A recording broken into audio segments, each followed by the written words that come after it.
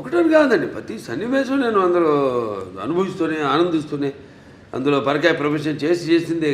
ప్రతిదీ ఒక ఫైట్ అన్న ఫైట్ కిందకి రాదు అది. అదొక ఫైట్ కోసం ఏదో జనం కోసం కావాలి ఫైట్లు, ఏదో 4 ఫైట్లను 5 పాటలను 6 పాటలను కాకుండా ఇప్పుడు ప్రతిదీ దానికి సందర్భానుచితంగా పోరాటాలు కానీ అవన్నీ ఉండను. సో మా గుర్తునిపై సీన్స్ అందరికీ కంట నీరు తెప్పించే సన్నివేశం తల్లి కొడుకుల మధ్య ఒక సన్నివేశం ఉందండి. అద్భుతమైన సన్నివేశం.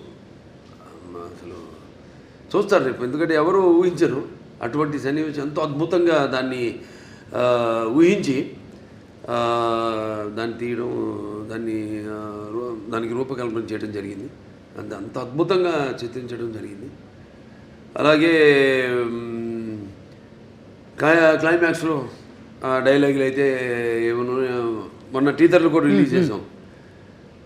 అలాగే ఒకటని కాదు, ఒక సన్నివేశం కాదు, అన్నీ మన ఆది గారితో సన్నివేశాలు అయితేనేమి, లేకపోతే మా మధ్య ఉన్న నాకు సంయుక్త మేనన్ మధ్య ఉన్న చిన్నపాటి ఎంటర్టైన్మెంట్, ఒక ఎంటర్టైన్మెంట్ అయితేనేమి, ఒక హర్షాలి నా మధ్య ఉన్న ఇద్దరి మధ్య, అంటే తండ్రి పెదనాన్న, అంటే ఈ అఖండ పాత్ర ఇద్దరు కవులను, కానీ ఇద్దరితో ఉన్న సన్నివేశాలు అయితేనేవి చాలా అద్భుతం.